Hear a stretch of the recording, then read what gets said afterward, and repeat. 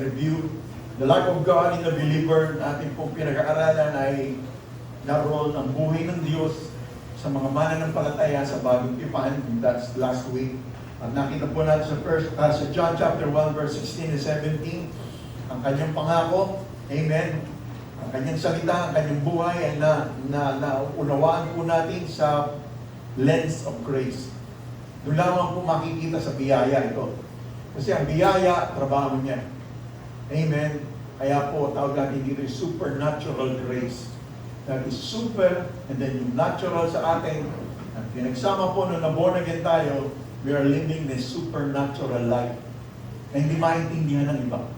Minsan na tayo hindi natin maintindihan, pero galak na galak tayo, payapa-payapa tayo sa mga problema minsan na pinagdaraanan, para bang hindi na matatapos, bayarin parang hindi na, but God is so gracious. Amen. Kaya sabi riyan sa John 1 verse 16, meron ba tayo dyan sa Tagalog, and then we will go sa ating pag-aaral, the life of God in the believer in the Old Testament. Kasi sa New Testament, wala na tayong masyado pong pag-aanohan dito eh. Because naroon na po yung salita ng Diyos, amen, naisulat na ang Bible, meron ng Old Testament, may New Testament, nagkaroon na ng tinatawag the New Creation. In the book of Hebrews chapter 11, ang sabi po roon ay nakikipag-usap ang Diyos sa ating pong mga ninuno in the Old Testament sa pamamagitan ng mga propeta. Amen? Ngunit in the last days, sa ating pong kapanahonan, ang Diyos ay nakikipag-usap sa atin through His Son, Jesus Christ. Jesus Christ is the Son of God, and Jesus' name is called? Amen. Very good, very good. You're learning. So, pag sinasabi po natin ang salita ng Diyos at ang Diyos, hallelujah, ay hindi pwedeng paghiwalay. Si Jesus ay salita ng Diyos. Kung nais mo makita ang Ama, kailangan nakita mo si Jesus. Pag nakita mo si Jesus, nakita ang Ama. At kung makikita si Jesus ay ang salita. Hindi Hitachi, no? Amen. Wala pa yung word natin. Salita ng Diyos na ating mababasa, the lens of grace to finish work. Hallelujah. Face to face tayo kay Lord. Because Jesus is the Word of God. John chapter 1, in the beginning was the Word, and the Word was with God, and the Word is God Himself. So malinaw po yun. Amen? So paano nangyari yun? Pagbaba ko sa 12, and the Word became flesh.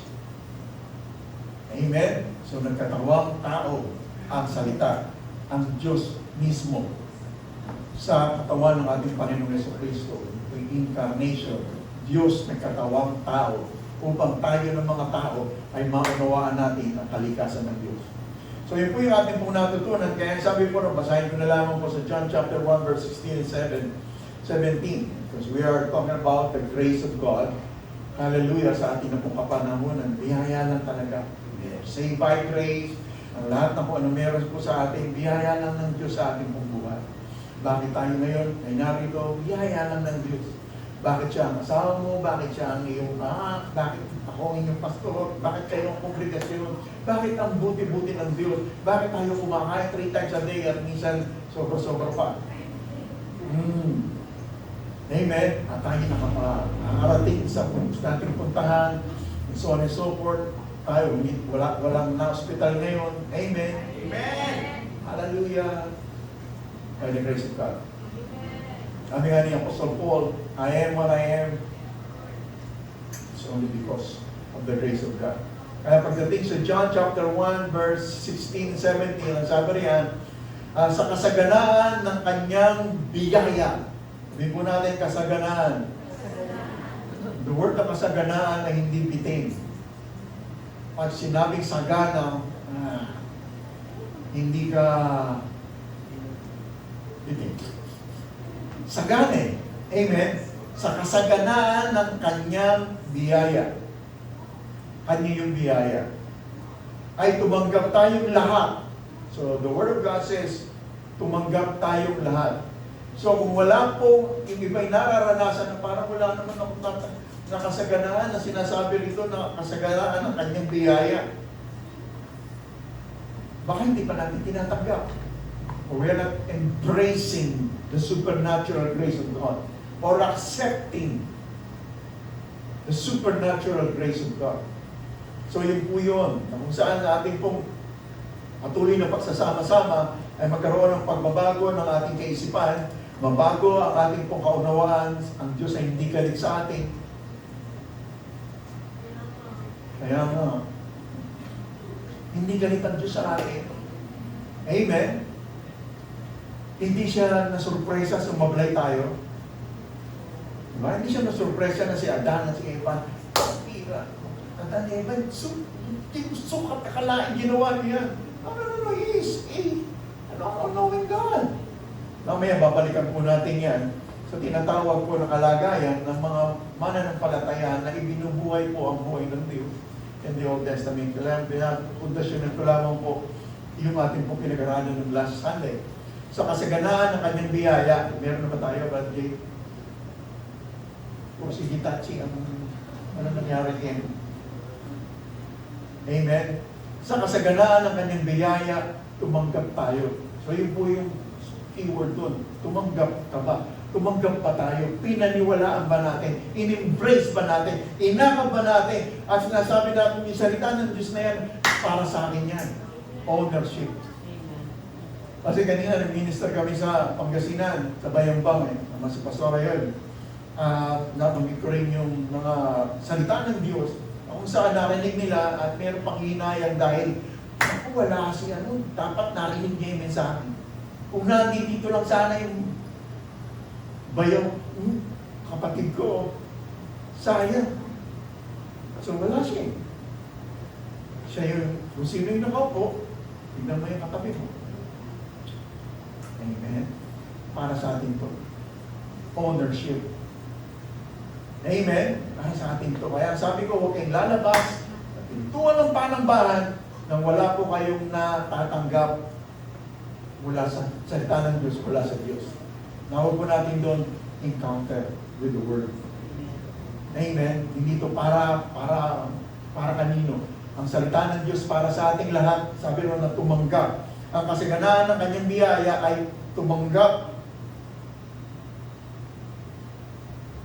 Tumanggap tayong lahat ng sunod-sunod na pagpapala.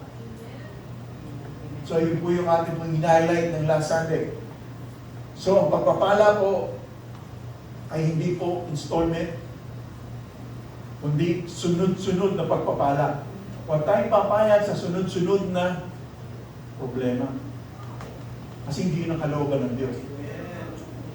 Nagkakaroon lamang na sunod-sunod na problema pag tayo po ay nagkakaroon ng resistance, nagre-resist po tayo. Nandoon yung excuses, yung mga preconceived ideas po natin sa ating buhay at tayo po ay nagiging selfish, makasarili. Buhay ko to, huwag niyo kong pakialaman. Eh, sabi ng Bible, pahintulutan natin ng Diyos sa ating buhay. Just imagine si Lord, humihingi pa ng pahintulot sa atin. Sapagkat kung ayaw natin, hindi niya ipipilit. God is a very gentle person. Kaya sabi ng Bible doon, ang kanyang mga anak are led by the Spirit of God. Led, hindi pinupuwersa, hindi inuobliga, hindi yung wala kang choice. Ito dapat mong gawin. Yun po yung religion. Amen? So we've learned that.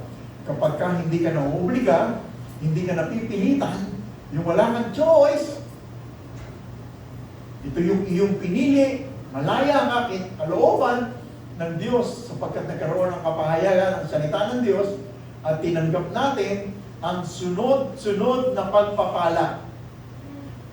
Kasaganaan ng kanyang biyaya ay sa tumanggap, ay tumanggap tayong lahat. So lahat ang nakalagay puro sa Bible.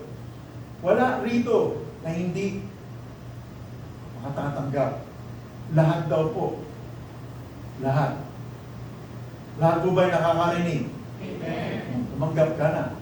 Kasi narinig mo na ang salita ng Diyos At kaya po yung sinasabi natin, ownership. Yung salita ng Diyos, hallelujah, yung Bible po ay tinta at papel. Amen? Pero kung yun po ay inaangkin po natin, para sa akin ito. Hindi niya ako iiwanan ng Papa, hindi kita iiwanan ng Papa, akin ito. Sa mga latay ni Jesus, ako'y pinagaling na, akin ito. Ownership. Kaya yun po yung ating pong dinideklara, sinasalita, sapagkat yun ang nasa atin. At ang sabi ng salita ng Diyos, we overcome the devil by the blood of the Lamb and by the word of our testimony. Ang ating testimony, the word of God. Ang testimony natin ay ang ating nakaraan, ang mga sablay natin, ang mga pagkakamali natin. Amen? Hindi po yun ang magbibigay kaluwalhatian sa Diyos. Ang sasagutin niya at accountable si Lord sa salita niya. Amen. Ang tanong, alam ba natin yung kalooban niya o salita niya? Kasi doon siya tutugon eh. Kaya nung sinabi nga ako, naniniwala ko ba kayo na pupunta ako sa Bayambang, sa mga kapatiran doon? Naniwala po ba kayo na darating ako kaninang umaga? Pinagdudahan niyo ba? Sinabi ko darating ako. Hindi po. So, kung hindi pinagdudahan yung salita ko, then how much more? Our Heavenly Father na nagsabi, hindi kita iiwanan o pababayaan. So that is the grace of God. Covenant. Akin ito. Sabihin ulit natin, akin ito. Amen. Ano po sa atin? Kasaganaan ng kanyang biyaya. Amen. Sa tumanggap, tayong lahat ay tumanggap, tayong lahat ng sunod-sunod na pagpapala. Hallelujah. So, ibinigay sa atin ng Diyos ang kautusan sa pamamagitan ni Moses. Si Moses, Old Testament. Ano po ang binigay? Kautusan. Bakit binigay ang kautusan? Para makita natin ang mga kamalian. At tayo po ay magkaroon ng tinatawag na pangangailangan ng Savior. Bakit tayo isa-save? Kung wala namang dahilan para tayo ligtas. Are you still with me? Kaya meron Savior dahil may kapahamakan. Amen. Amen. So, kung may kapahamakan, kailangan natin ng Savior. Kaya binigay ang kautusan para makita natin, kailangan natin ang Savior. Pag nakita natin ang Scripture, ito pala yung ugali ko. Ito pala yung mga bagay na ginagawa ko na hindi ayos. Lord, salamat po sa iyo kung pagpapaalala sa akin. Hindi ka kailangan takot akong masungit. Hindi pala kailangan akong ganoon na mga gawin na hindi kalugod-lugod sa iyo. Lord, salamat po . So the goodness of the Lord, sabihin po natin goodness. Goodness. The goodness of the Lord leads the people to change their mind. So hindi po latigo, hindi panunumbat, hindi kondensasyon, kundi ano po? Goodness. The goodness of the Lord leads His children to change their mind. Kaya tayo bumabalik dito, makakarinig tayo salita ng Diyos, nakita natin ang kabutihan ng Diyos, dami nating sablay, pero hindi tayo pinababayaan ng Diyos. Ang buti-buti mo, Lord. Kaya hindi na tayo nag-i-enjoy sa mali. Hindi tayo iwas ng iwas sa pagkakamali. Pag nakita natin ang kabutihan ng Diyos, ba't ako pupunta sa balik? Ang buti-buti ng Diyos. Naranasan ko na nga mamuhay ng mali. Hindi nga ako nagkaroon ng kapayapaan at direksyon sa aking buhay. Ngayon nakita ko kabutihan ng Diyos. While we were yet still sinners, Jesus Christ died for all of us. Bakit pa ako babalik sa mali? Amen? So yun po yung binigay sa atin ng Diyos. Hallelujah, sa verse 17, binigay sa atin ng Diyos ang kautusan sa pamamagitan ni Moses. Ngunit, so merong pagpapalit. Ngunit, ang biyaya at katotohanan, grace and truth, ay napasa atin sa pamamagitan ni Yesu Cristo. So yun po yung kalagayan po natin ngayon. Ang kanyang biyaya at ang kanyang po katotohanan ay napasa atin sa pamamagitan ng Panginoong Yesu Cristo. Amen po ba? Amen. Sa pamamagitan ng Panginoong Yesu Cristo. Paano nangyari po yun? Nung tayo po ay na-born again. Nagkaroon ng pagbabago ang ating pong lumang pagkatao. Bago ka na, kapatid at ako. Dahil kung hindi ka bago, hindi na bagong pagkatao, hindi ka tatagal dito. Mapapagod ka. Hindi, maboboard ka.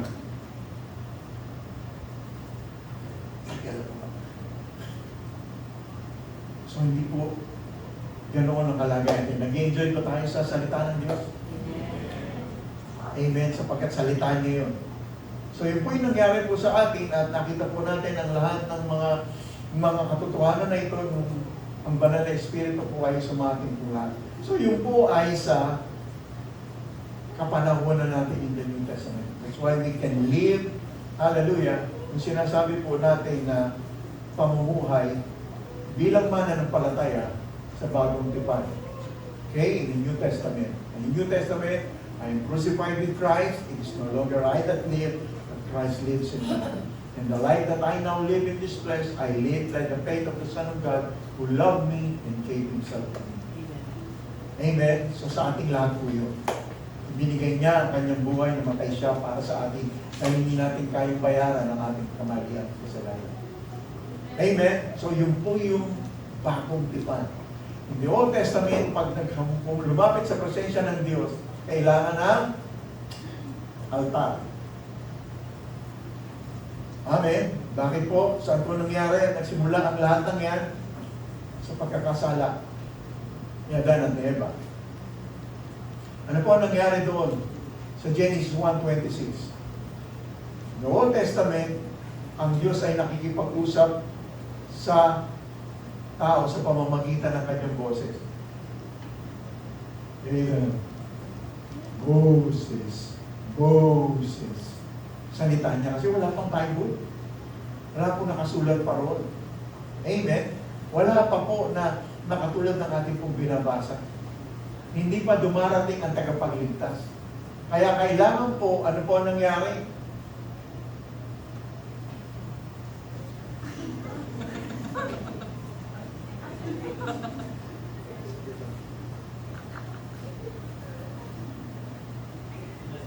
Wala pa rin?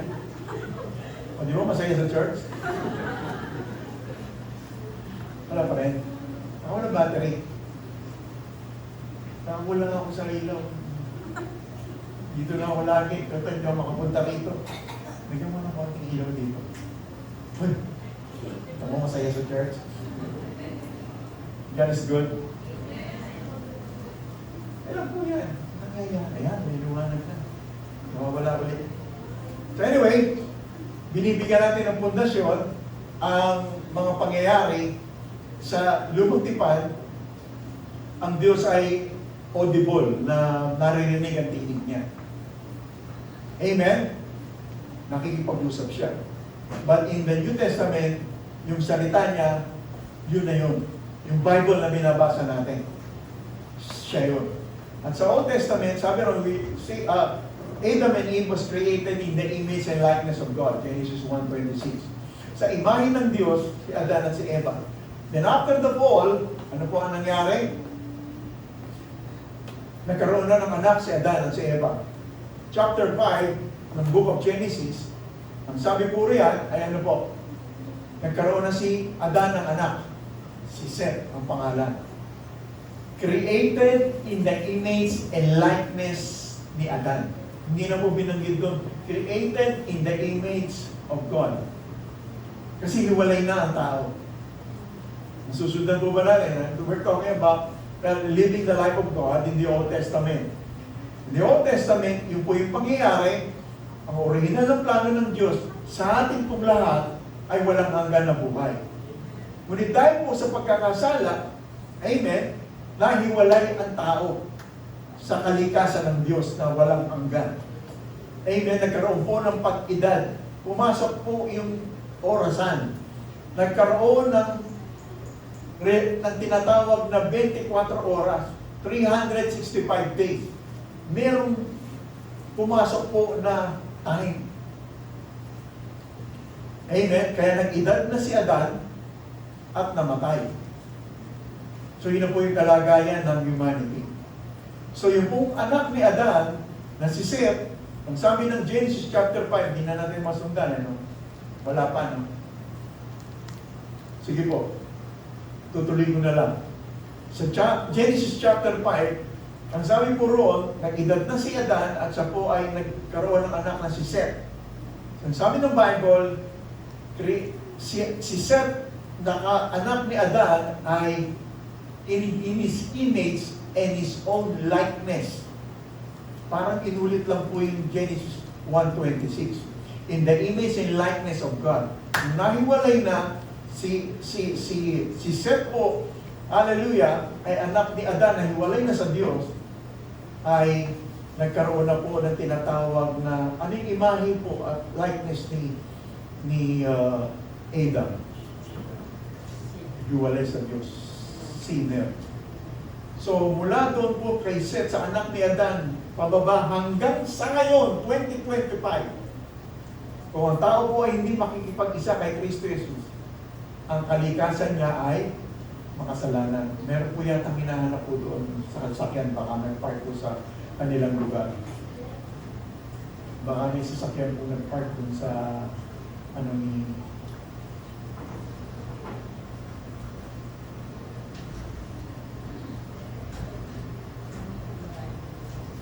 Amen. Tuloy po tayo. Tingin kayo lahat sa akin. Amen. So, salamat Lord sa ating sariling building and parking lot. Amen. Sila rin atin, Lord. Amen. God bless them, Lord. Anyways, nasusundan na po ba natin? So, mula noon, sa Genesis 5, hiwalay na ang tao at ang kalikasan niya ay hiwalay sa Diyos. Kaya nagkakaroon ng pag-iedad na mamatay. So, ang tao po ay meron pong immortal na kalagayan. Magpasawalang hanggan ng tao. Dalawa po yung magpasawalang hanggan na kalagayan niya. Sa piling ng Diyos at doon. Hiwalay sa Diyos. So, yun po yung kalagayan. Ngunit ang sabi ni Socrates, all souls of men are immortal, but the souls of the righteous, sino po yung righteous? Tayo na nakipag-isa kay Kristo Jesus. The righteousness of God ang tinanggap po natin. But the soul of the righteous are divine and immortal. So, magkaiba na. Amen? Kasi, palang hanggan, kapiling po natin ang Diyos. Amen? So, yun ang po yung kalagayan. Napakaganda ng kalagayan mo, kapatid. Sabi mo sa katabi mo, napakaganda ng kalagayan mo, kapatid. Sige, tignan po siya. Napakaganda ng kalagayan. Amen? So, let's move on. Hallelujah. Genesis 3:15. Anong sabi po sa Genesis 3:15? Meron na ba tayong scripture? Genesis 3:15. Kung makikita po natin ito, ang sabi po roon ay ano po, hindi ba aapakan ng ulo? Magkakaroon ng pagtatalo, pag-aaway po ang dalawa. Amen. Ano po yun? Ito po ay propesiya na mangyayari doon sa Krus na Kalbaryo. Aapakan ng ulo ng kaaway, yung seed of the woman, at yung paa naman ay ipapako. So, yun po yung binigit po roon. So, makikita na natin dito ang grasya ng Diyos. Meron na ba Genesis 3:15? Wala pa rin. Genesis 3:15. Anyways, sige po.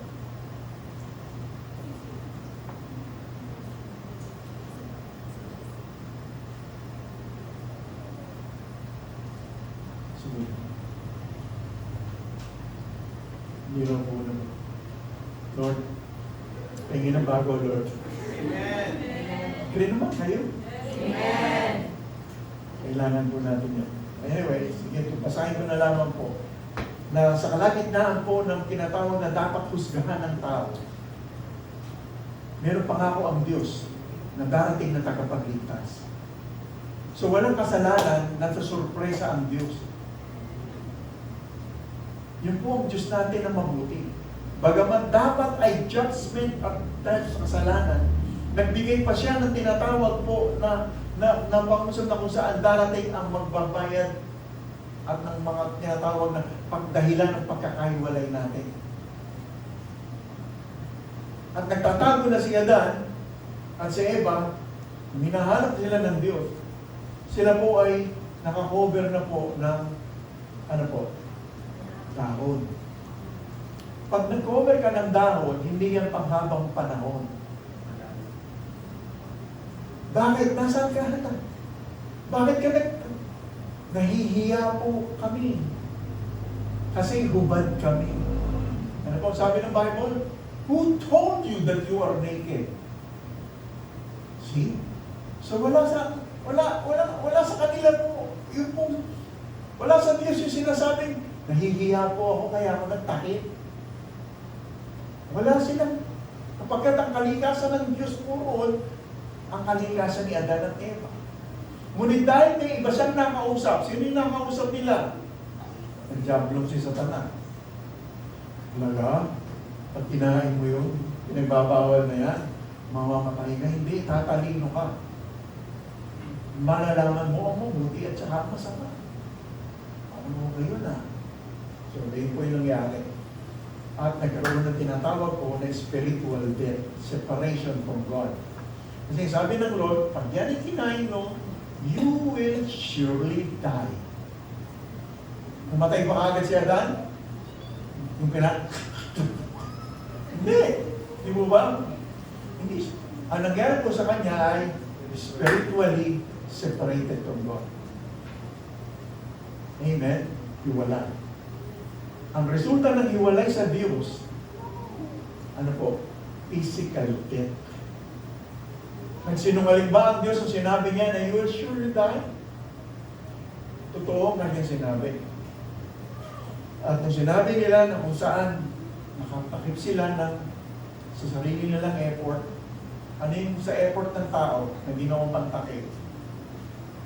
Natutuyo yun. Bakit tinataklang nila sa kanilang sarili? Kahihiyan. Kaya ang kahihiyan laging tinatakpan ng tao. Habang takip ng takip, nalalaglag din yan, nalalagay, natutuyo yan eh. So may solusyon si Lord na hindi tayo madala sa kahihiyan. Ako nang gagawa. Hayop, pinatay po niya. Amen, dumanak ang dugo. Alam nga naman pinatay yung hayop, walang dugo. Bakit po? Yung balat ng hayop ang pinantakip kay Adan at kay Eva. Inalis po yung kanilang pamamaraan. Ang tao pamamaraan niya pansamantala lang yun. Malalaglag uli yan eh. Matutuyo yung dahon eh.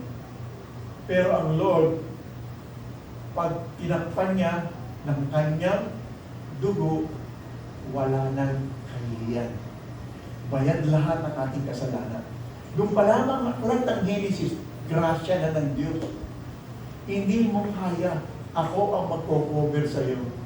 Siya ang nagpatay ng hayop, lumanak ang dugo, inalis ang balat, kinover doon kay Adan at kay Eva. Di ba grasya ng Diyos? Amen. Na dapat ay paghusga.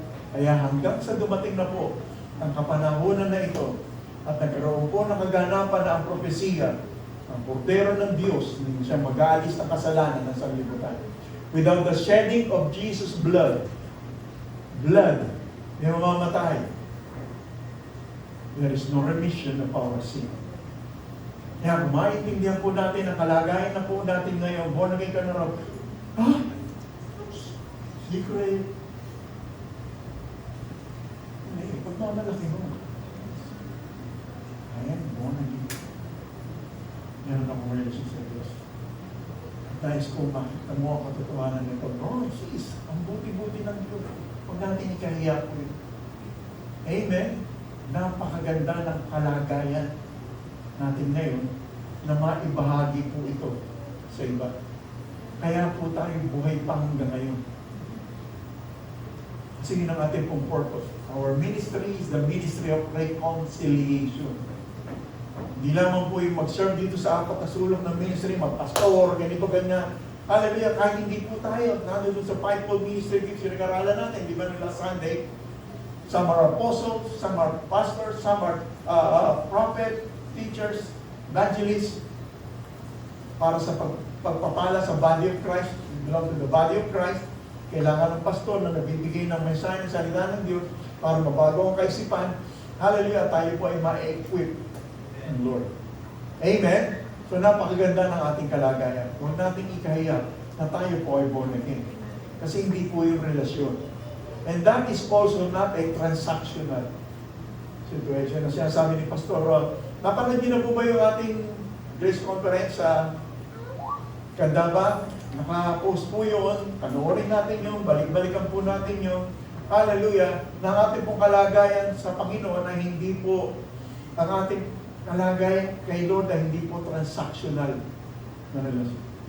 Ito po ay relasyon. Pag transactional, maobligado ka ron. Kasi may transaksyon. Don't do this, do this. Pag ginawa mo ito, bebres kita. Pag di mo ginawa ito, salot ang buhay mo. Malas ka! Magkakasakit ka! Naku, kailangan ko tumigil dito. Kasi, kaya siguro minamahal sa buhay ko, meron na naman akong ginawang sa naku, paano kaya i-maintain yung kaligtasan ko? I-remove din ito. Naray po ba tayo? Yung po yung transactional. Yung tinapos sa krus ng Kalbaryo, relasyon yun. Siya, tumaba mo nun. Ang ating pong trabaho, ang ating pong part, maniwala sa trabaho niya. Amen? At ang resulta ng kanyang trabaho, kapahayagan ng, wala na pala salita ng Diyos. Salita ng Diyos. Dito. Bible. Amen? Salita ng Diyos. Ang bahagi natin ay maniwala. Kasi meron tayong relasyon sa Kanya. Para natin maunawaan ang mga bagay na nakasulat dito. Ibinigay niya, tapos na yung part niya. Ibinigay sa ating lahat ang banal na Espiritu. Walang makapagsasabi na Jesus is Lord without the Holy Spirit of God living inside. Amen? So yun po yung kalagayan po natin. Kaya pag binabasa po natin ito, mayroong mga ginagawa kaaway na sa kaisipan natin, ang hirap naman basahin. Santo. So yun po yung pasimula. Pasimula hanggang sa ang ganda nito, Lord, ganda klase. Ganun pala yung sinasabi mo, Lord, sabi mo rito sa sa Ephesians, Lord God, na wala akong pag-asa, wala akong Diyos. Pero dahil po sa ginawa mo, Lord, yun, alalahanin mo ang panahon nang hiwalay kayo kay Kristo. Hindi kayo kabilang sa bayang Israel, wala connection sa covenant sa Israel. Di ako sa cloud ng covenant mo sa kanila, sa pangako mo, Panginoon. Doon na nabubuhay pa kami. Kaming mga nabubuhay ngayon na hindi kasama sa covenant mo sa Hudyo. Wala kaming pag-asa, wala akong Diyos. No? Grabe mo pala kalagayan. Napakabuti mo. So yun po yun. This time, buhay na yung binabasa natin. Personal mo. Amen.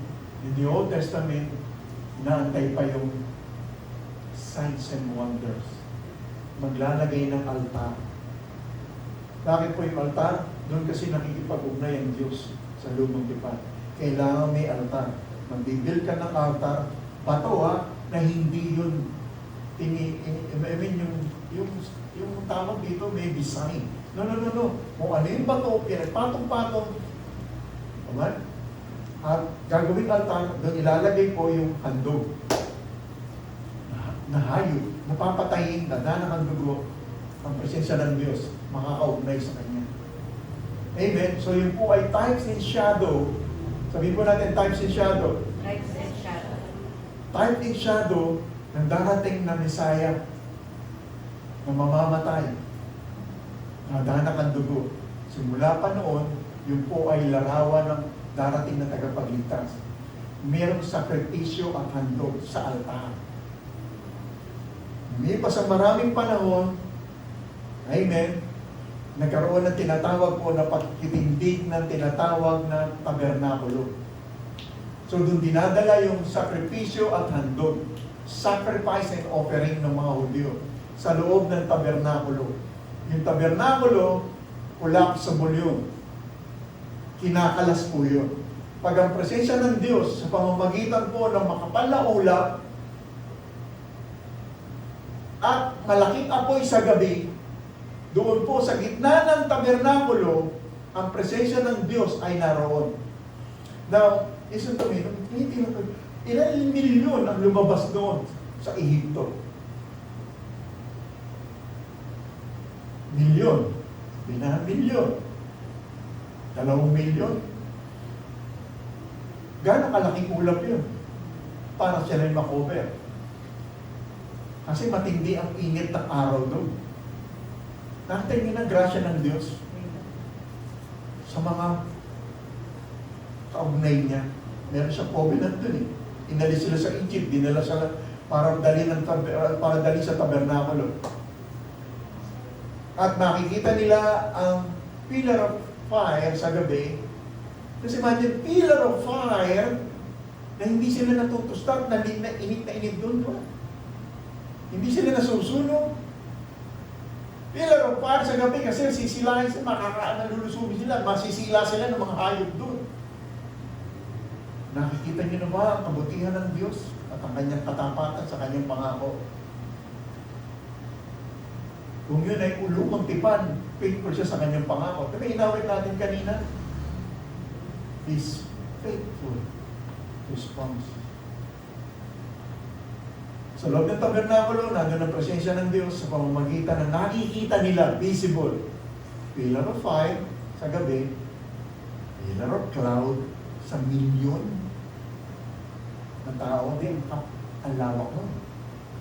Pag umalis po yung pillar of fire, pillar of cloud, ikukulap yung tabernakulo.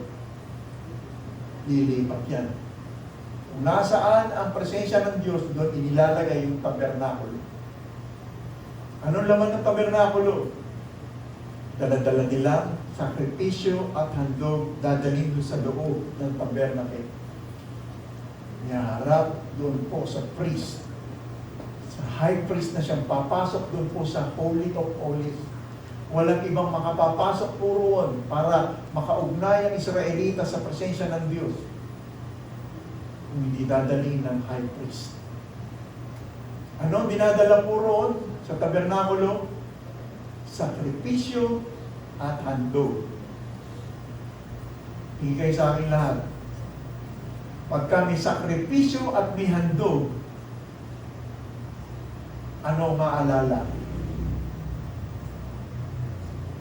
Pag may sacrifice at saka offering, bakit dadalhin doon sa tabernakulo? Bakit? Ano po maalala natin pag may sakripisyo at handog? Kasalanan. Kaya pag laging mayroong sakripisyo at handog na dinadala ng tao, meron kasi siyang kasalanan. Kailangan niya makapag-ugnay sa Diyos, pero kailangan niya ng sakripisyo at handog. Dadalhin po ron sa tabernakulo. So yun po yung ginagawa po noon. Sa panahon ni Moses, natapos na yun, at dumating na po ang isa pang kanaisan ng hari ng Israel na magkaroon ng templo o tabernakulo. Hindi na tabernakulo, temple of God.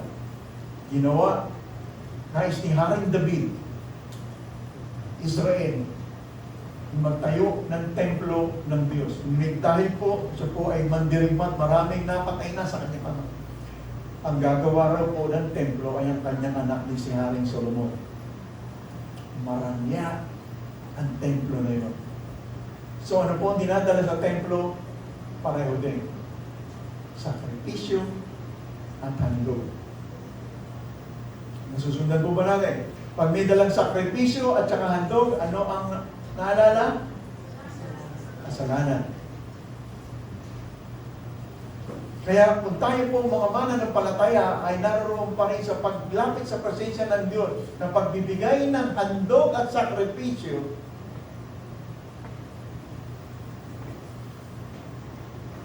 Ano binibigyan ng sakripisyo? Buhay o patay? Na offering. Sa Old Testament. Yung lumalaban na toro, hindi, patay. Amen? Dadalhin puro nyo kasi yung dugo, patay na. Buhay ay nang sakripisyo tandog. Matapos na po yun. Wala na ang templo na ginawa sa Jerusalem ni Haring Solomon. Dumating na po ang New Testament. Dumating ang Panginoong Jesucristo at nagpunta sa templo. Yung pa rin ang kanyang inabot sa panahon na yon. Patas ni Moses na sinusunod sa panahon nang dumating ang Panginoong Jesucristo. Pumunta siya sa templo. Ano ang laman ng templo ron? Bilihan. Doon bigyan bayaran na ngayon yung pang-sakripisyo. Ay yung kung tinatawag na magiging handog. Kung mayaman ka, bull. Ho.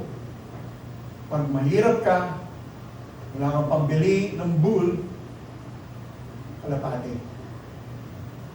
Kaya walang hindi pupunta sa templo nang walang handog. Hindi pwedeng pupunta sa templo na, wala po akong handog. Labas. Gusto mo makipag-ugnay sa Diyos, meron ka dapat sakripisyo at handog. Patayin niya, susunugin, at magiging mabangong halimuyak sa harapan ng Diyos at pwede ka na 1 year makipag-ugnay sa Diyos. Nasusundan po ba natin? Kaya may enjoy niyo po ang kalagayan na natin ngayong bagong tipan. Kaya pagdating ng bagong tipan, ang sabi sa 1 Corinthians 3:16, do you not know that your body is the temple of the Holy Spirit of God? Ano ang dinadala po sa templo? Sakripisyo at handog. Tama.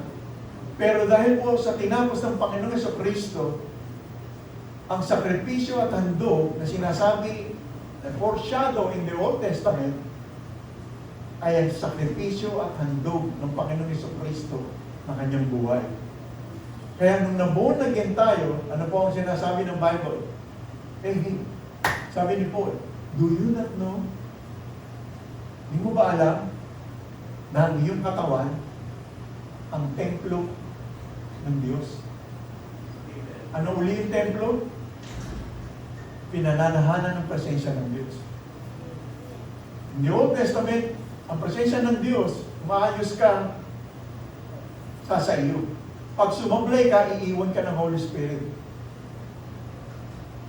Diba? Yung nangyari kila Samson, pag kanila may kinakasihan ng Espiritu ng Diyos, sobrang lakas, walang makakagabi.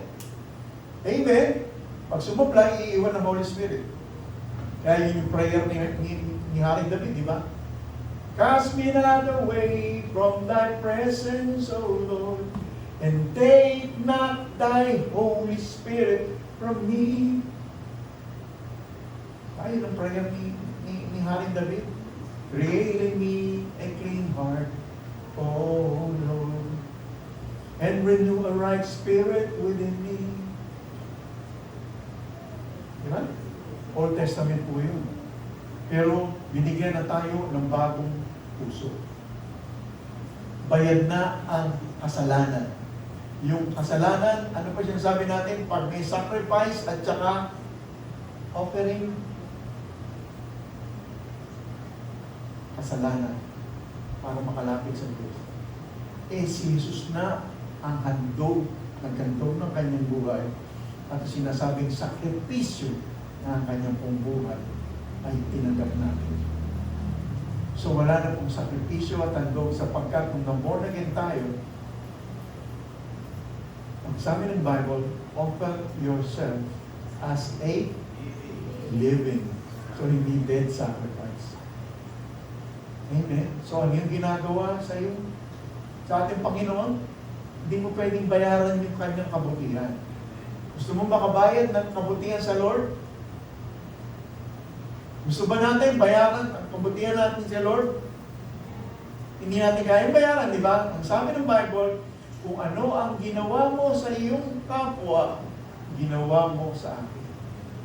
So kung gusto natin, Lord, ang buti mo sa akin, Lord. Hindi mo ako pinabayaan, pinagkulang na. Salamat sa kasaganaan na ito. Kung meron tayo na kung sa kasaganaan, share mo sa iyong kapwa. Hindi lamang po sa ministry na ito na kung saan ginagawa natin na tayo po ay nagbibigay ng ating pong handog at offering. Hindi po yun yung sinasabi po natin na ay wala na palang handog at sacrifice na at saka offering. Sacrifice and offering si Jesus na na nagbibigay pa tayo. Amen? So in the natural, ito po ang nangyayari as we give, we support the work of the ministry. Amen? Kaya naihahayag po ang mabuting balita. So, kagaya ngayon, medyo hindi natin makita dahil may problema yung ating pong DLP. Eh, ang plano po nila, bibili raw ng ano daw po?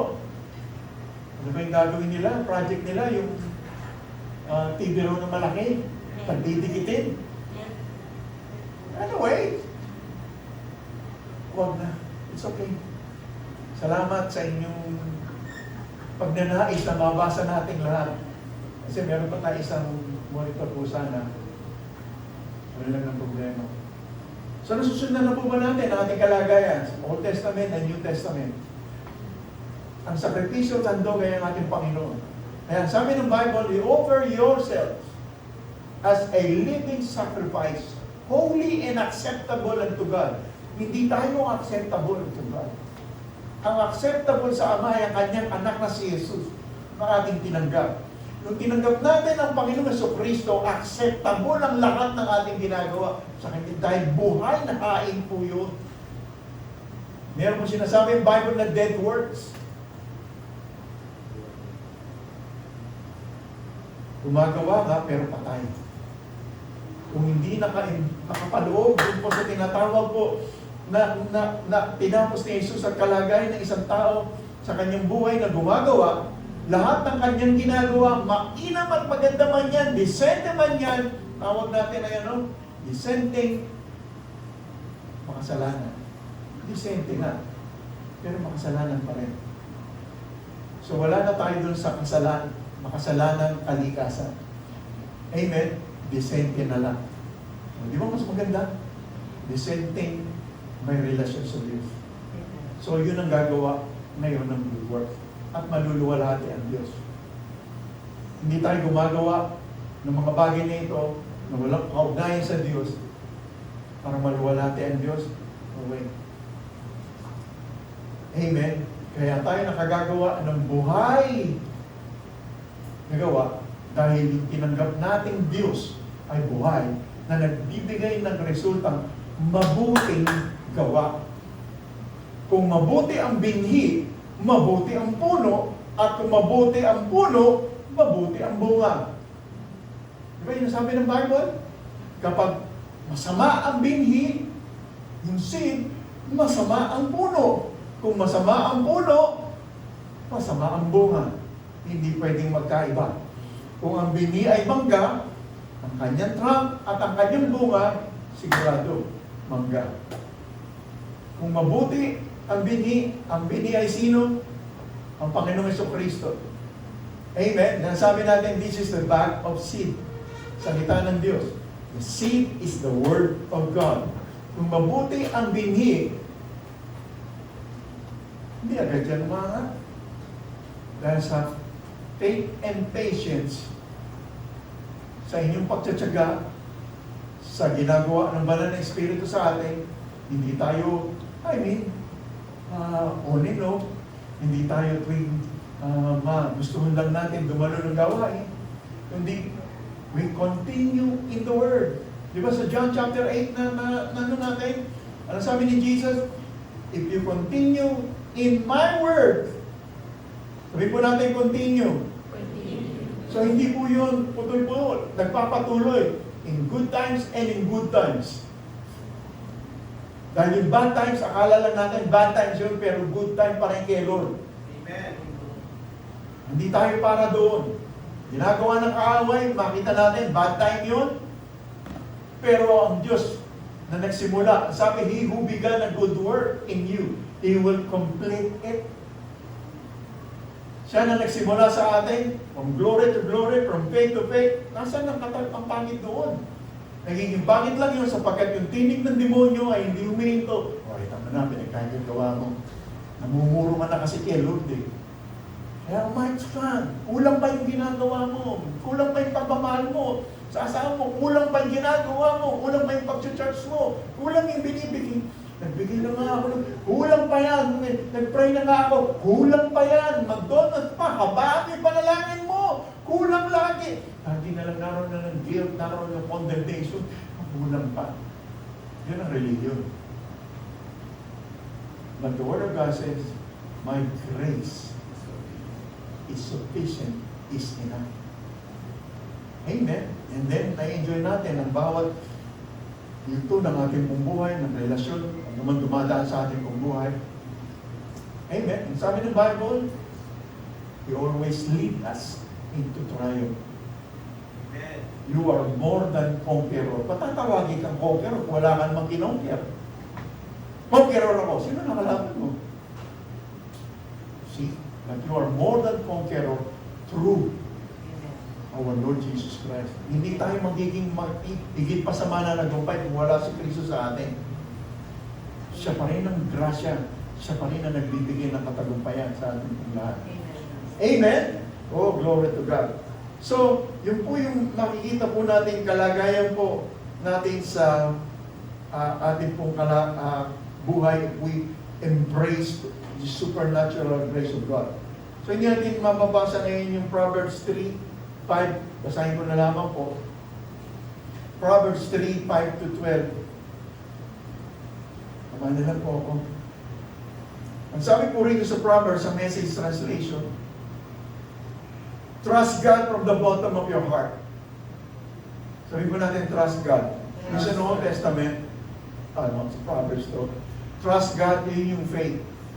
So kung wala pa ang Bible noon, pero ba't nandun doon ay trust?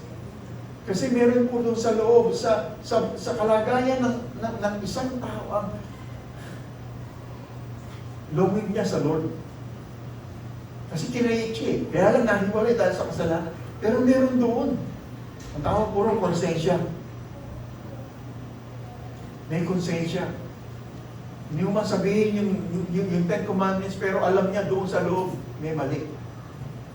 Alam din niya kung tama. Kasi may konsensya. Kaya lang walang magawa ang tao, namumuna ang tinatawag na kalikasang makasalanan. Ang kasalanan ay laging nagigir sa paggawa ng hindi kalooban ng Diyos. Kaya sabi ron, anong gagawin ko? Trust God from the bottom of your heart. Yung heart po dito ay hindi ito pumipintik na to.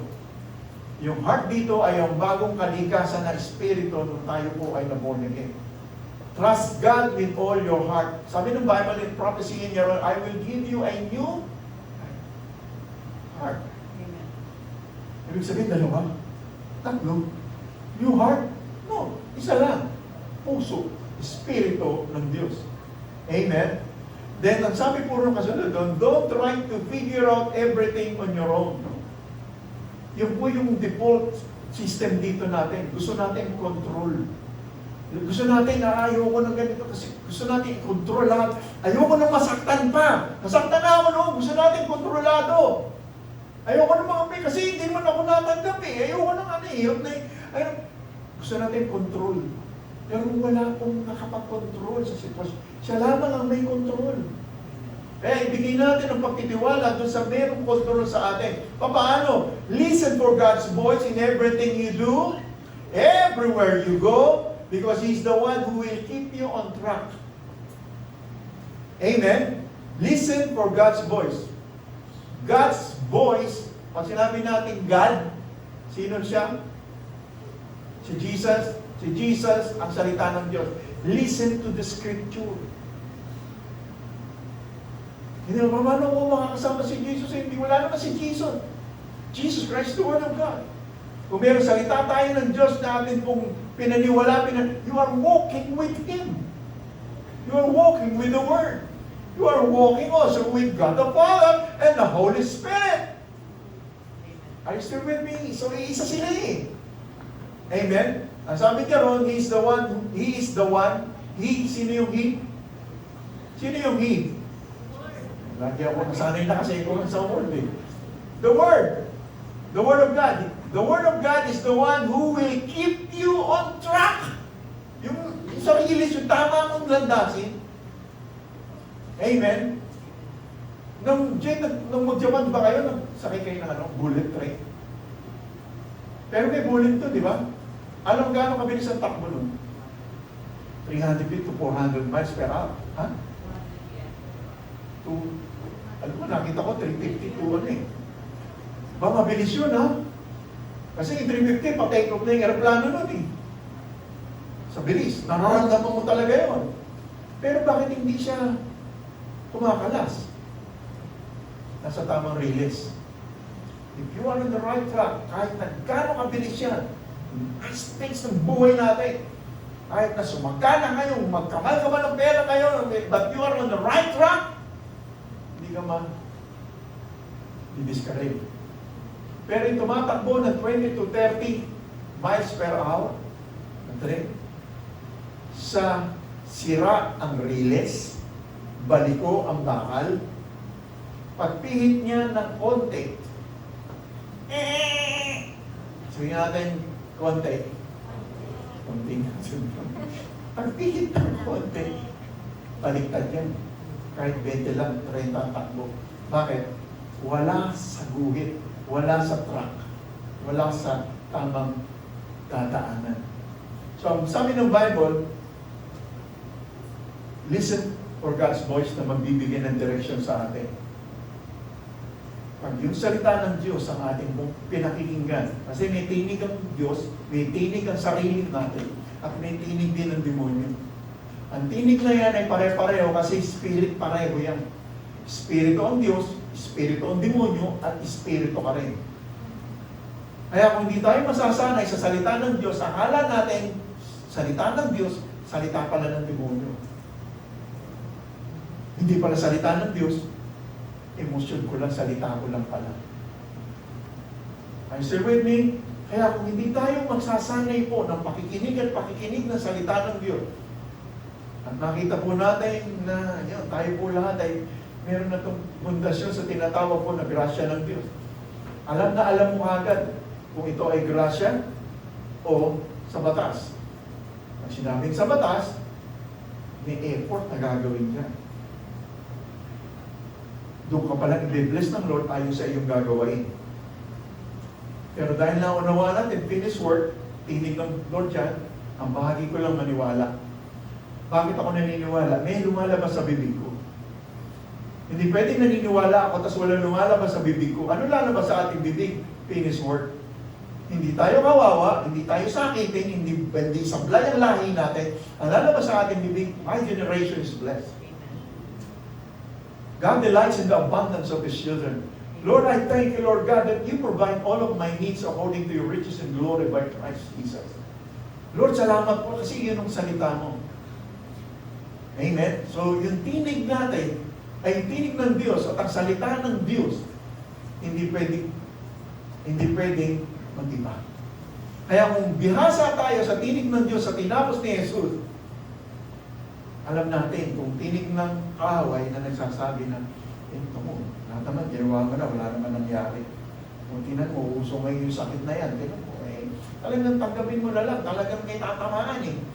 Baka nakalinya ka ron, talagang siguro marami ka nang ginagawa sa sablay kay Lord, kaya minamalas ka na. Tinig ba ni Lord yun? O tinig ng kaaway? Nagbibigay ba ng shame? Nagbibigay ba ng guilt? Nagbibigay ba ng condemnation? Teka, hindi yung tinig ni Lord eh. Hindi pwede siya magbigay ng tinatawag na shame, guilt, at condemnation. I am the righteousness of God in Christ Jesus. Amen. Kung nagkamali man ako, Lord, I thank you, Lord God, for your grace. Lord, salamat sa iyong mayamang biyaya. Hindi mo nais na ako'y manatili sa ganitong kalagayan, kundi lalo ako lumapit sa iyo at naranasan ko ang iyong kabutihan. Nangyari na doon noon eh, pero hindi mo pinabayaan noon eh. So, tinig ng Diyos, tinig natin, nag-agree na ngayon, kasi finished work. Pag nag-agree tayo sa tinig ng Diyos, hirap na nga ako, wala nangyayari. Gusto ko nang bumigay, talagang sawa-sawa na ako sa buhay na ito. Yung Espiritu na yun, again, Espiritu ang Diyos, Espiritu ang demonyo, at ikaw ay Espiritu din. Amen? Spirit, soul, and body. Andiyan po ba tayo? So, napakalaga na makita po natin ito. Kaya sabi roon, hallelujah, don't assume that you know it all. Listen for God's voice. Run to God. Sino yung God? Sino yung God? The Word. Run to the Word of God. Because the Word of God is the voice of God. Hindi pwedeng humiwalay. Ngayon, paano may hiwalay to rightly divide the Word of God? Old Covenant ba? O New Covenant ang Word na tinatanggap natin? Old Covenant, tinatrabaho natin. Yung faith natin, kulang pa yung faith ko. Kailangan lumakas yung faith ko para mag-manifest sa mga bagay na ito. No. Pagdating sa New Testament, alam mo yung faith mo, hallelujah, ay tapos na to. Finish mo to. You call those things that are not as though they were. Faith. Pagtawag sa mga bagay na wala pa, pero pinananampalatayanan mo, salita ng Diyos, ang lahi namin pinagpala. Magtatapos ang aking mga anak sa anumang sa kanilang pag-aaral, nakikita ko na, nagmamarka siya. Amen. Magmamarcha ka. Amen. Ba't ako magmamarcha ko? Sa graduation. Amen? Hallelujah! Yung mga nagsabi, Lord, hindi na. Magmamarcha ka sa altar.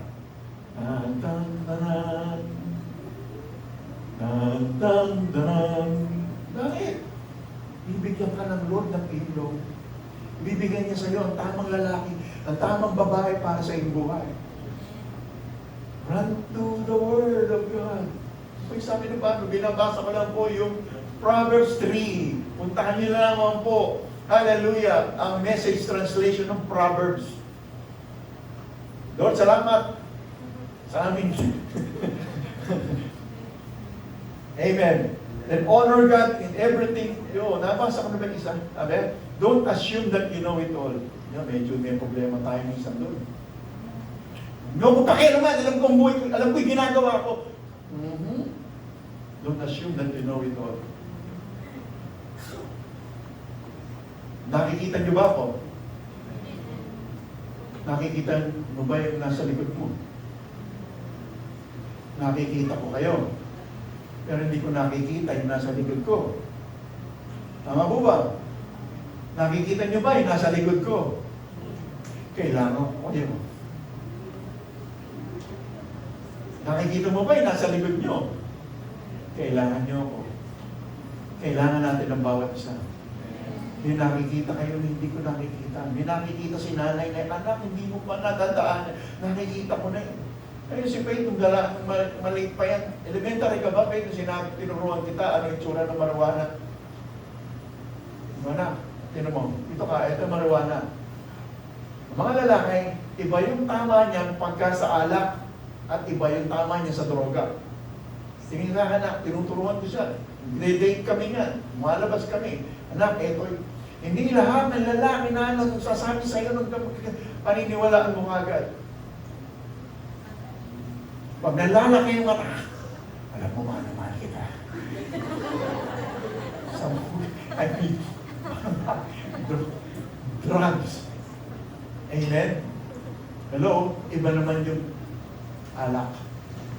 Kaya nung nagpunta sila minsan doon sa Pontanan, kanilang gathering ng mga klase niya, sinamahan ko siya roon, and then hinatid ko, pero iniwan ko lang sandali. Pero nung pumunta na sila roon, nung kaklase niya, sa loob ng isang villa, nagiinuman. Hindi na siya komportable. Dad, hindi man ako lumayo, nandun lang ako sa atin, tinitingnan ko lang po kasi. Pero, na-train siya.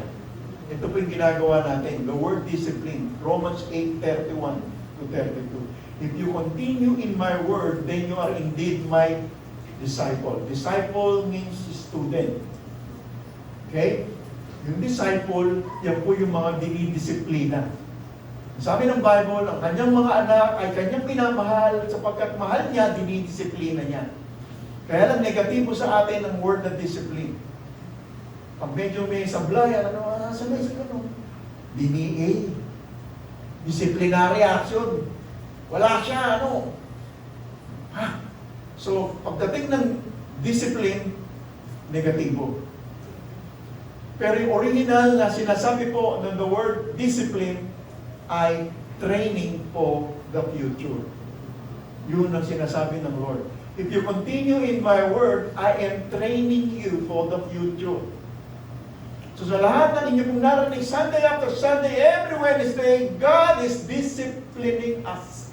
He disciplined us. He trained us for the future. Kaya pagdating ng mga problema, ay, hindi ako, alam ko na gagawin kasi sabi ng word.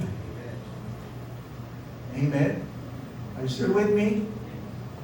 Training po ito. If you continue in my word, then you are my disciple. I am the one. The word of God is training us for the future. Hindi para latiguhin, para hiyain, o itamin. God is preparing us for the future. Okay lang ba kayo pag-disiplina? Nagkakaunawa na tayo sa disiplina ng Diyos. Ang tao, yun, ni hagupit, dinidisiplina raw. Kasi hindi nababago kaisipan. And I say with me, hindi pwedeng mabago ang tao ng kapwa niya tao. Ang ating mga mahal sa buhay ay pwede lang mabago ng kapahayagan ng salita ng Diyos. Kahit na anong gawin natin sa kanila, hindi yan mababago. Hindi ako nabago ni nanay, hindi ako nabago ni tatay, hindi ko nabago ang sarili ko. Pero nung maengkwentro ko ang Panginoon, na born again ako, yung salita ng Diyos ang nagbago ng kaisipan ko at ang aking buhay. Hindi si nanay, hindi si tatay. Hindi sabihin na huwag natin i-honor si nanay o si tatay. Honor your father and your mother. Ang mga kabataan, naray pa ba tayo? Amen. Hindi ibig sabihin, kung okay lang si tatay, tsaka sumasablay si tatay, sumasablay si nanay. But the word of God says, honor your father and your mother. Because makabubuti sa atin. Ano pa yung kasunod? Hahaba ang buhay mo. So yung humaba ang buhay, honor your father and your mother. Hindi sinabi na pag okay lang yung father. Iba-ibang upbringing natin. Bakit gano'n si tatay, bakit gano'n si nanay? Pray for them. Let's pray for one another. Prayer of faith. Ano yung prayer? Pakikipag-usap sa Diyos ng kanyang salita. Amen po ba? Narin mo ba tayo? Tuloy natin. Honor your God with everything you own. Wow, ano na to? Medyo papunta to sa giving niya naman, Lord. Giving to eh. Honor God with everything you own. Paano ka nagkaroon? Kung hindi galing din sa Kanya. Amen? Honor God in everything you own. Then give the first and the best. Noong araw, sa Katoliko pa, pagka, di ba may binibigay na gano'n? Yung, anong tawag doon? Yung sa abuloy. Diba? Abuloy tawag din, di ba? Tama ba yun, bro? Abuloy? Tama, oo. Pinapasay. Wala, may patay ba? Yung pag-abuloy sa patay lang yun. So kasi patay tayo ng spirit. Kaya abuloy. Kaya anyway, balik tayo. Kakapain ko yun. Kung ano yung, teka, lapit na, teka. Ito na, piso. Ito na, 2 piso na siya. Kaya naman kayo, sige 3. Basta lahat ng barya, yun lang ang pwede. Is that the best? Magkano ang Coke? 35. Okay? Magkano ngayon yan? Magkano ang Coke na yun? Magkano process? Ikaw, meron ka 30. Oh, Magkano tayo? 30. 30. Nakakabili ng 30. Tatlong, may nara kasi kami, 30 isang Krista, 20 pesos pa rin binibigay kay Lord. Hindi para husgahan po yun, no? Hindi tayo alam, kilala niyo naman po ako dyan. Hindi tayo nag-aalam ibibigay kay Lord. That is between you and God. But let's go to the Word. Give Him the best. Give Him first.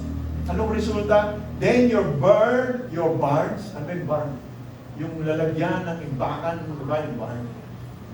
Will burst. Your wine vats, yung iniinom na yan, nag-uumapaw lagi. So yun yung result. Hindi pwede magkamali ang Bible. Because we believe in the principle of sowing and reaping. As long as the earth remains, Genesis, as long as the earth remains, seed time. And then what? Harvest time. Hindi yan mawawala. Never cease. Kaya, when you give, dahil alam natin galing naman sa Kanya, at tayo ay excited sa ating bibigay. Amen? Sa Panginoon. Hindi ito nakaano sa Ama. Alam ni Lord. Amen? Basta galing ng masaya sa puso. Nagbigay ka na, pero wala, ibigay pa yun. Kasi in-invite pa kasi ako dito mag-church. Kaya napunta tuloy yung pambayad ko sa kasisiyan pa. No. Minsan pupuntahan ko natin niya. Verse just sa 8 na sinasabi ni Pablo paano sa mga bagay niya. Kasi hindi sinasabi ko rito yung resulta. Your barns will burst. Patungkol ito sa tinatawag na kalinga natin. Aapaw ang palayo. Aapaw. Kasi talking about wine. Hallelujah, hindi wine na magpakalasing tayo. The wine ito about yung ating pong mararanasan sa Holy Spirit. Kinounterfeit yan ng demonyo eh. Alam niyo yung taong very bold, magsalita, yung walang nakapitigil sa kanya, ang kapal ng makeup. Kasi, kasi lamok. Yun ang resulta ng wine. And then the Bible says, kinumpara ang wine yun sa Holy Spirit. Drink the new wine. Be filled with the Holy Spirit. New wine. Amen? So yun po yung sinasabi po rito, na ang kapahayagan ng salita ng Diyos, hindi bitin, umaapaw. Yun po yung resulta ng isang generous giver. Let's move on. But don't, dear friend, resent God's discipline. Ayun po, huwag natin puraw yung, huwag tayo sasama ng loob. Pag tayo'y piniprepara ng Diyos, ng salita ng Diyos, sa mga darating na hinaharap. Amen? Kasi mahal niya ang kanyang mga anak. It's the child He loves that God is correct. Kaya kung merong paghahanda, binibigay ko sa atin kasi mahal tayo ng Lord. Pag mahal mo ang isang tao, ayaw mo siya nasasaktan. Tama? Hindi masasaktan ng demonyo ang Diyos. Of course! Paano niya masasaktan ng Ama? Paano niya masasaktan ang puso ng Ama? Saktan mo ang anak. Saktan ang Ama. Sabi ko sa okay lang ako pagka pero huwag niyong sasalingin ang aking pamilya. Ang aking asawa, ang aking anak. Humanly speaking, hindi tayo papayag ng ginagawa ng ating mahal sa buhay. Ang demonyo, ang aatakihin niya yung kanyang anak. Pag nasaktan niya ang anak at hindi nagtiwala na sa Ama, ay, ang puso ng Ama, nagbahay ito. Hindi siya papayag ng amen. Are you still with me? So, kung yung malugod ang Ama, lugurin ang anak. Paano malulugod ang anak? Sa pagsunod sa kalooban. Anong kalooban ng anak? Sabi ni Jesus, sabihin ko lang ang pinasasabi ng Ama, gawin ko ang pinagagawa ng Ama, then uwi na ako sa Kanya. Amen?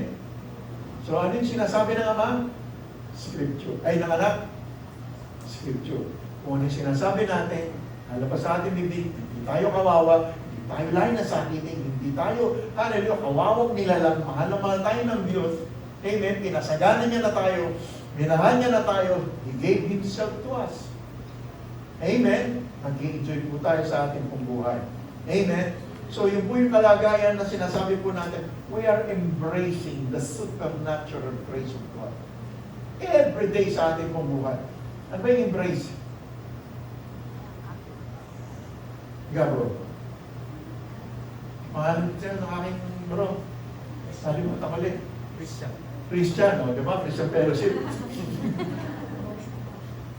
Okay lang ba? Ito yung embrace. Makawala ba? Hindi. Kasi embrace. In other words, accept the supernatural grace of God. Hindi kakawala eh. Kung makakaroon tayo ng kapahayagan, thank you, Brother Christian. So yun yung sinasabi natin, title natin, wala na yun. Pero kanina lumitaw. Lumitaw kanina, di ba? Embracing the supernatural grace of God. Amen. Or accept, yakapin natin.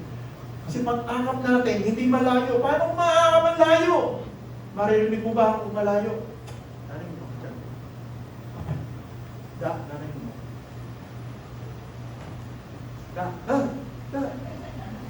Hindi ka mahal kasi layo eh. Kaya narinig mo ako. Kaya, narinig mo ako. O malapit. The more na malapit tayo kay Lord, mas lalo mo natin. Anong layo-layo natin? Layo natin sa Kanya. Pag may problema na, tayo doon lalapit.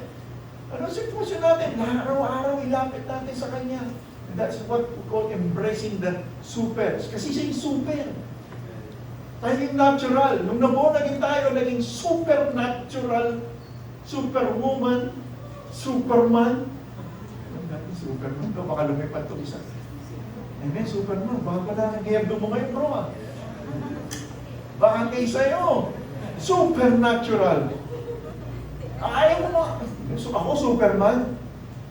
Yes, because the Word of God says, bagong nilalang. Ang nakakaintindi sa lingwahe niya, yung katulad niya. Di ba? Sino po rito German? Sachsen Death! Wala tayo pa, hindi ko maintindihan, di ba? Sino mag-German dito? Wala nakakaintindi. Koreano. Samida, ayun si Da. Kita, tawag ko si Mamida. Wala mo. Kasi iba yung lingwahe niya eh. Iba yung, ba't tayo nagkakaintindihan? The same language. Nung na-born again tayo, we have the same language ni Lord. Magkakaintindihan tayo. Amen. Sabihin niyo yung nararamdaman mo. Ano yun ang hindi na naman naintindihan? Magkakaintindihan ka ni Lord. Hindi siya nasusurpresa kung sumasablay ka. Kaya nga siya Diyos eh. Kaya nga kailangan natin siya. Kailangan natin siya araw-araw, minuto, sa bawat sandali. Nakadepende tayo sa Kanya. Amen? Hindi lang tuwing Sunday. Amen. So kasi kailangan natin ng guidance. Proverbs 3:5, trust God from the bottom of your heart. Okay? So ano ba yung beneficio nung tayo pag inakap natin? Ang grasya ng Diyos. Hallelujah. When you walk, the Word of God will guide you. For Samuel 2:9 pa yun. Hindi natin mabasa. Basahin ko na lang po. When you walk, the Word of God will guide you. Just like kanina umaga, hindi natin alam kung paano kami makarating doon sa San Vicente. Meron ginamit kaming GPS. Ang layo ng pinagdaanan sa amin. Dalawa lang naman ang purpose ng GPS na yun. Ano ba yung GPS? Global, ano yun? Positioning Satellite. Tama? GPS. Hindi mo alam. Ikay mo ron. Gagayad ka ron. Dadaanan. Dalawa lang yun. It's either dadali ka sa malayong way o sa madali na way. Pag medyo napunta ka ron sa malayo, sunod ka naman. Makakarating ka naman kaya lang malayo. Di ba? Sa batas, makakarating ka naman kaya lang hilahon. Malayo na ba? Patawaran ko. Lord, pag malayo ba ang kagani na nahihiyan? Lord, kailan? Darating ka rin naman doon. Pero, nalayo. Yung GPS natin is grace positioning satellite. grasya ng Diyos. Amen? Hallelujah. Sabi, when you walk, the Word of God will guide you.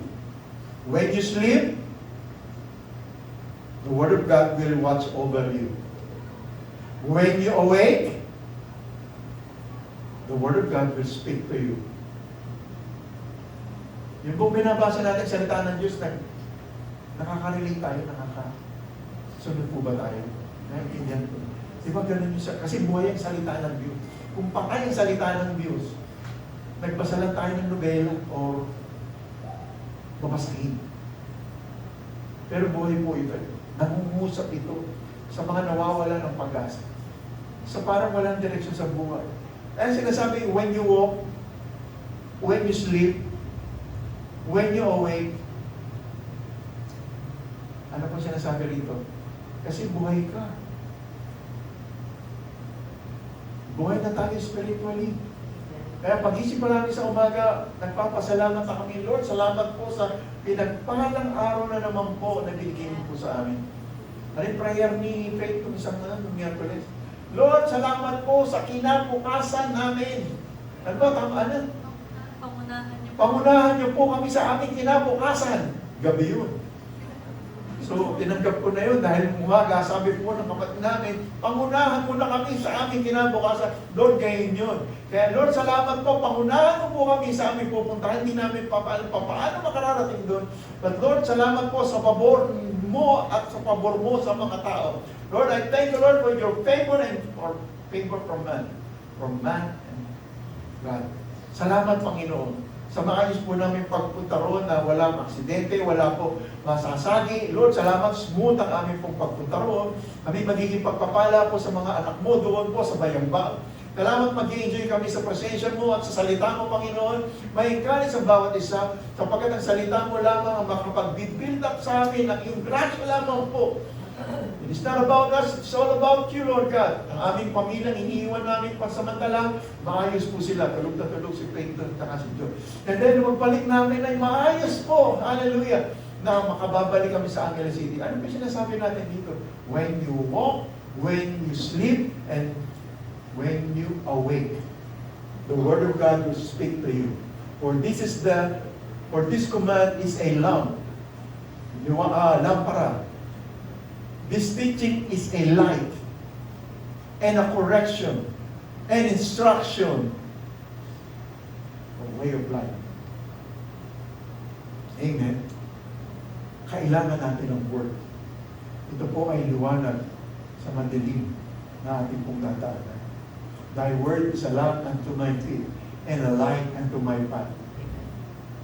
Di ba nakikita tayo? May magkakamukha ba? Salamat sa Diyos. Di ba, mas kami yung nag-enjoy natin ang uniqueness ng bawat isa. Hindi maganda yun pag mo sa kanan. Kamukha ko. Kamukha ko. Ako yun. Kamukha ko. Boring. Di ba? Magulang tayo. Ang gwapo! Ang ganda! Bakit? Ingay sa akin. Si Jesus yun nandyan. Paano may kukumpara ang iba sa iba kung si Jesus din ang makikita mo? Sa iyong asawa, sa iyong kapatid. Paano mo uhusgahan ng isa? Hinusgahan mo si Jesus. Ang pangit mo. Ang pangit pala ni Jesus. Noon. Ba't ganyan ang ugali mo? Ba't ganyan ang ugali mo, Jesus? Kasi lahat tayo ay Kristo.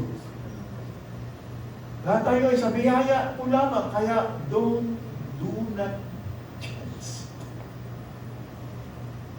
Tayo mo sa ganun. Hindi pa tapos si Lord sa katabi mo. Sige, tignan mo. Nagulat siya. Oo. Sa kabila naman. Amen. So, magmahalan tayo. Kasi mahal natin si Jesus, di ba? Eh si Jesus ang tinanggap niyan. Umaaring naka-andador pa yan. Pero si Jesus din, makaalis din ang andador niyan. Ano yung andador? Walker. Kasi hindi rin maintindihan ni sabi nun, ikaw, ano yung andador? Walker. Amen? Sam, okay ba? Wala ka ng walker? Nag-enjoy ka? Maganda yung mga bata na yan, nag-enjoy. Hallelujah. So, praise the Lord. Kunti na lamang po ito. So, embracing the supernatural grace that leads to protection, guidance, and life. Ang dahil ginawa ko kay Christian kanina, Brother Christian, akapin po. As in, parang literal na yung salita ng Diyos in the book of Proverbs, Lord, na sinasabi mo 6:22, 22. O diba? True lalo, no? Eh meron, true lalo. True lalo. Totoo ah. Lord, salamat po ah. In precious. Lord, salamat po na hindi mo ko iwan mo babayan. For our protection, guidance, and life. Amen? So yun po yung kalagayan po natin. And then last, Proverbs 9 verse 10.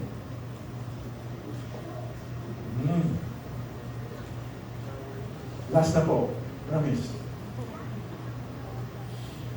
Ano ito? Sangga sa sana, nababaas sa iba. But anyway, pasahin lang ako sa Amplified. Give instruction to a wise man and he will be wiser. Ano? Pag ikaw nagbibigay ng pagpapaalala at pagkukorek sa taong matalino, lalo siyang tatalino. Iron sharpens iron. Amen? Ano po ba tayo? Nakita na ba kayo roon sa palengke na hinahasa yung kanya pong kutsilyong matalas sa kanyang braso? O, delikado. Para tumalas ang kanyang kutsilyo, ihahasa niya sa metal din. Iron sharpens iron. Kaya sabi po ng Bible, give instruction. Ano yung instruction dito? The word. Ibigay sa kanino? Sa wise. Sino yung wise? Pareho ng kaisipan. Wise man. Amen. The wisdom of the Lord. And he will be wiser. Teach a righteous man, one upright and in right standing with God. So kung ito po ang tuturuan po natin, yung taong matuwid. Ano po yung mga matuwid? Taong matuwid? Right standing before God the Father without sin, without guilt, without condemnation. Wala lahat yun. So yun po yung right standing before God the Father. Kapag kayo ng kalagayan ng isang tao na binibigyan ng correction, lalong tumatalino. Bakit po? Hindi pumapalag. Ang taong laging merong excuse, hindi matututo. Amen? Kaya yung pong sinasabi po natin dito na meron pong surrendered life. Ano yung surrendered life? Surrendered life. Pag meron kang, ang tao na sumusuko, yung tao mo merong armas. Yung meron siyang pinanghahawakan na kung saan, na alam niya protection para sa kanya. Protection sa kanya, yung mga excuses niya. Tatakpan niya ang kanya sarili, basta hindi niya ilalapag yun, laging naroon yun, meron ka sasabihin, meron ka i-correct. Hindi niya bibitawan yun. Hindi niya isinusurrender. And even ang kanyang understanding. So gusto natin ma-embrace ang goodness ng Lord, ang grasya ng Diyos, lapag mo ang mga pinagmamalaki natin. Lord, I surrender everything. Ibig sabihin, wala ka nang pwedeng ipanlaban pa. Yung, hindi, kaya ko yan. Huwag niyo akong, kaya ko yan. Baba mo yan. Don't try to figure out everything on your own. Don't assume that you know it all. Baba. Hindi, kaya kong budgetin ito. Huwag mong pagkatiwala mo yung latag mo yan, Lord, kung paano po mas may gagawin sa pananalapi na ito, Lord. Thank you, Lord, for your grace. Bigyan ka niya ng wisdom. Yun po yung sinasabi rito ng ating pong binabasa. And then verse 10, reverent and worship fear. The fear of the Lord is the beginning. So gusto natin po ng wisdom, reverent and worshipful fear of the Lord. Yung fear of the Lord dito in the Old Testament, yung worship po dito is hindi po yung fear na natin, yung fear na takot sa Diyos. Iba po sabi ko kanina, iba yung takot sa Diyos, iba yung may takot sa Diyos. Ano, mga Tagalog, di ba ba gano'n, meron din eh. Iba yung takot sa Diyos, hindi ka na makagawa kasi takot ako sa Diyos, hindi ako makapag-desisyon kasi takot ako sa Diyos. Kundi meron akong takot sa Diyos, kaya nagdidesisyon ako. Dahil alam ko ang kalooban ng Diyos. Amen? Hallelujah! Ano po ang sabi roon? Kung meron pong ganong kalagayan na kaisipan, ito po ang simula na tinatawag po na pagkakaroon ng wisdom. This is the beginning of wisdom when we fear the Lord. The chief and choice part of wisdom and the knowledge of the Holy One is insight and understanding. So yun po yung mararanasan po natin. Kung tayo po ay meron po tinatawag na reverential fear kay Lord. Wisdom. Anong wisdom? Meron kang knowledge pero hindi mo apply. Wisdom, meron ka na ngayong knowledge. Then, magagawa mong apply. Only by the grace of God. Amen. Verse 11, or by me, sino sinasabing by me rito? Wisdom from God. Sino yung wisdom ng God? Si Jesus Christ. Jesus Christ is the Word of God. So hindi po hihiwala yun. Amen? Doon po sa wisdom ng Lord, doon po sa salita ng Diyos, your days shall be multiplied and the years of your life shall be increased. Amen? So yun po yung sinasabi ng Bible. Ano po natin yung mahabang taon kung hindi naman natin na-enjoy yung buhay?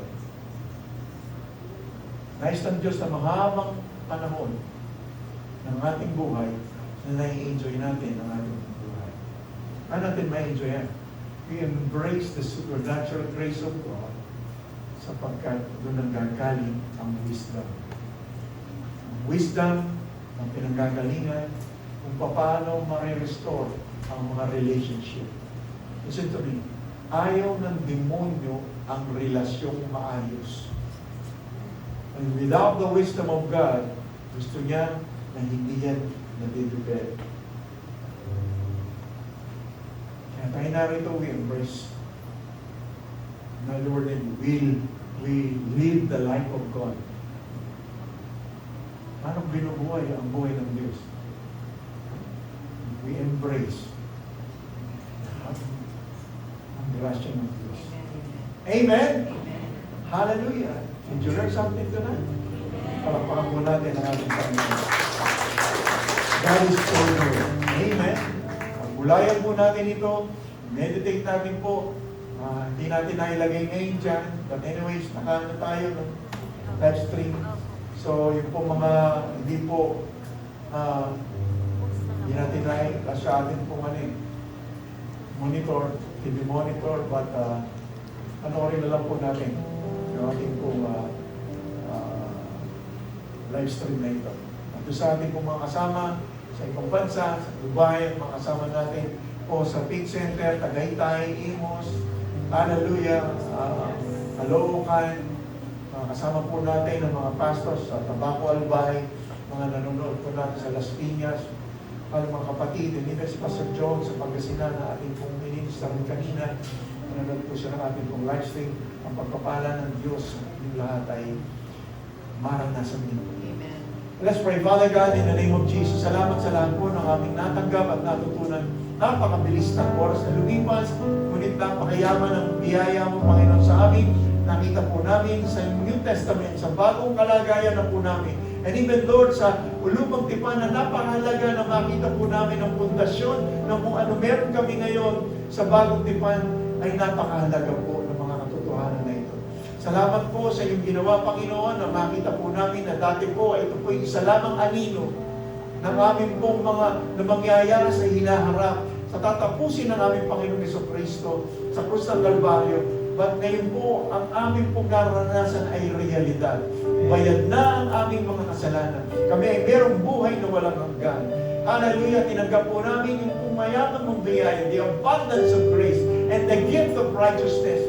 Lord, salamat po na ang lahat na ito dahil po you want us to rule and reign in this life. Hindi kami ang inuutusan ng kaaway, kami ang nag-uutos sa kaaway, sa kanyang kasinungalingan, sakit at karamdaman, kagulumihanan, confusion. In the name of Jesus, we resist and we rebuke you in the name of Jesus. Salamat sa kapayapaan, sa kasaganaan, sa kalusugan ng iyong mga anak. Hallelujah na kayo po kasama ngayong gabi sa pakikinig at ang katotohanan ng salita ng Diyos na aming pong tinanggap ngayong gabi. Father God, we thank you. In Jesus' name we pray. Amen and amen. Praise the Lord. Glory to God forever.